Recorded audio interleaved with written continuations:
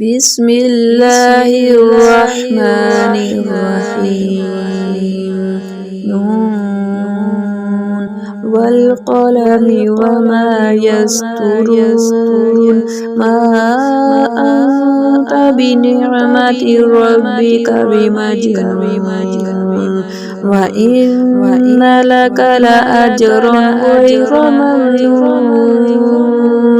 وإنك لعلى خلق عظيم فستبصر ويبصرون بأيكم المفتون إن ربك هو أعلم بمن ضل عن سبيله وهو أعلم بالمهتدين فلا تطع المكذبين ودوا لو تدهن فيدهنون ولا تطع كل حلاف مهين هماز مشاء بنميم مناع للخير معتد أثيم عتل بعد ذلك زنيم أن كان ذا مال وبنين إذا تتلى عليه آياتنا قال أساطير الأولين سنسمه على الخرطوم إنا بلوناهم كما بلونا أصحاب الجنة إذ أقسموا ليصرمنها مصبحين ولا يستثنون فطاف عليها طائف من ربك وهم نائمون فأصبحت كالصريم فتنادوا مصبحين أن اغدوا على حرثكم إن كنتم صامرين فانطلقوا وهم يتخافتون ألا يدخلنها اليوم عليكم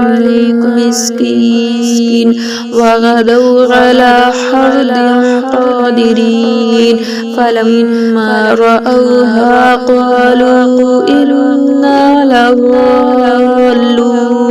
بل نحن محرومون قال أوسطهم ألم أقل لكم لولا تسبحون قالوا سبحان ربنا إنا كنا ظالمين فأقبل بعضهم على بعض يتلاومون قالوا يا ويلنا إنا كنا طاغين عسى ربنا أن يبدلنا خيرا منها إنا إلى ربنا راغبون كذلك العذاب ولعذاب الآخرة أكبر لو كانوا يعلمون إن للمتقين عند ربهم جنات النعيم أفنجعل المسلمين كالمجرمين ما لكم كيف تحكمون أم لكم كتاب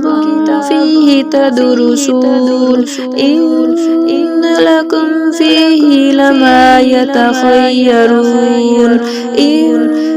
لكم فيه لما تخيرون أم لكم أيمان علينا بالغة إلى يوم القيامة إن لكم لما تحكمون سلهم أيهم بذلك زعيم أم لهم شركاء فليأتوا بشركائهم إن كانوا صادقين يوم يكشف عن ساق ويدعون إلى السجود فلا يستطيعون خاشعة أبصارهم ترهقهم ذلة وقد كانوا يدعون إلى السجود وهم سالمون فذرني ومن يكذب بهذا الحديث سنستدرجهم من حيث لا يعلمون وأملي لهم إن كيدي متين أم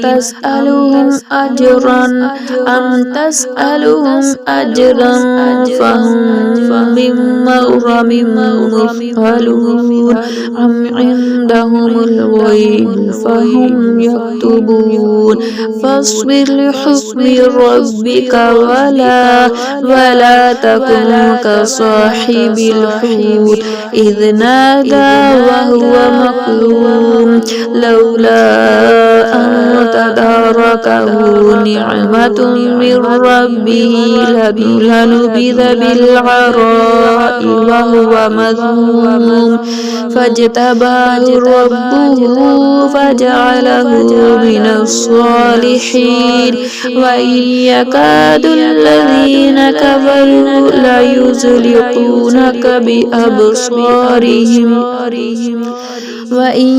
يكاد الذين كفروا ليزلقونك بأبصارهم لما سمعوا الذكر ويقولون إنه لمجنون وإن يكاد الذين كفروا ليزلقونك بأبصارهم لما سمعوا الذكر ويقولون إنه لمجنون وما هو إلا ذكر للعالمين.